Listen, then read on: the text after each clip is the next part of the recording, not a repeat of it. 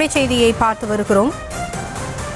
10 தொகுதிகள் கேட்க மதிமுக திட்டமிட்டிருப்பதாக அண்மை தகவல் வெளியாகியிருக்கிறது. மதிமுக உயர்நிலை குழு கூட்டத்தில் நிர்வாகிகள் வைகோவிடம் வலியுறுத்தியதாகவும் தகவல்கள் கிடைக்கப்பெறுகின்றன. சட்டமன்ற தேர்தலுக்கு இன்னும் 4 மாதங்களே உள்ள நிலையில் பல்வேறு கட்சிகளும் தங்களுடைய பணிகளில் மும்முரமாக ஈடுபட்டு வருகின்றன. அந்த வகையில் கூட்டணி கட்சிகள் தங்களுடைய தொகுதி பங்கீடுகளுக்கான வேலையை குழு அமைத்து மேற்கொள்ளக்கூடிய சூழலில் தற்பொழுது மதிமுக 10 தொகுதிகள் கேட்க திட்டமிட்டுள்ளதாக தகவல் கிடைக்கப்பெற்றிருக்கிறது. அது குறித்தான அண்மை செய்தியை பார்த்து வருகிறோம்.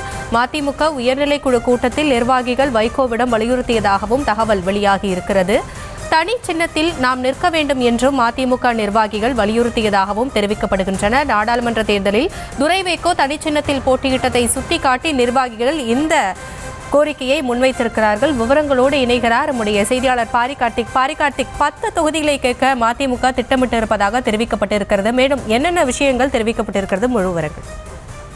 வணக்கம். மதிமுகவினுடைய உயர்நிலை குழு கூட்டம் இன்று அந்த கட்சியினுடைய தலைமை அலுவலகமாக இருக்கக்கூடிய தாயகத்தில் நடைபெற்றது. மதிமுகவினுடைய பொதுச் செயலர் வைகோ அவர்கள் தலைமையில் நடைபெற்ற இந்த கூட்டத்தில் வருகின்ற 2026 சட்டமன்ற தேர்தலில் 10 தொகுதிகளை கேட்பது என நிர்வாகிகள் வைகோவிடம் கோரிக்கை வைத்திருக்கிறார்கள். அது மட்டுமல்ல, கடந்த 2021 தேர்தலில் 6 தொகுதிகளிலும் உதயசூரியன் சின்னத்தில் மதிமுக போட்டியிட்டது என்பது குறிப்பிடத்தக்கது. இந்நிலையில் கட்சியினுடைய அங்கீகாரம் பதிவு கூட பல கட்சிகளுக்கு ரத்து செய்யப்பட்ட நிலையில் 2024 திருச்சி நாடாளுமன்ற தொகுதியில் திமுக கூட்டணியில் போட்டியிட்ட துரை வைகோ தீப்பெட்டி சின்னத்தில் நின்று வெற்றி பெற்றார். இந்நிலையில் கட்சியினுடைய பதிவு காப்பாற்றப்பட்டது.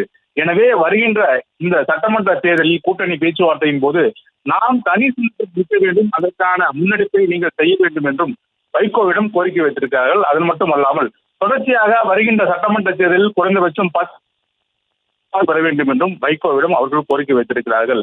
தேர்தல் தொடர்பாக இன்றைய தினம் நடந்த மதிமுகவினுடைய உயர்நிலை குழு கூட்டத்தில் நிர்வாகிகள் ஒருமித்தமாக இந்த கருத்து சொல்லப்பட்டது என்று குறிப்பிடத்தக்கது. அதன் அடிப்படையிலே வருகின்ற தேர்தலுக்கான பணிகளை நாம் துவங்குவதற்கு ஒரு பக்கம் இருந்தாலும் தேர்தல் கூட்டணி நேரத்தில் குறைந்தபட்சம் 10 தொகுதியாக நீங்கள் கேட்க வேண்டும் என்றும் தற்போது கோரிக்கை வைத்திருக்கிறார்கள். அது மட்டுமல்ல, கோரிக்கை வைத்ததன் அடிப்படையில் நாம் இந்த முறை தனி சின்னத்தான் என்று போட்டியிட வேண்டும் என்றும் அவர்கள் வைகோவிடம் கோரிக்கை வைத்திருக்கிறார்கள்.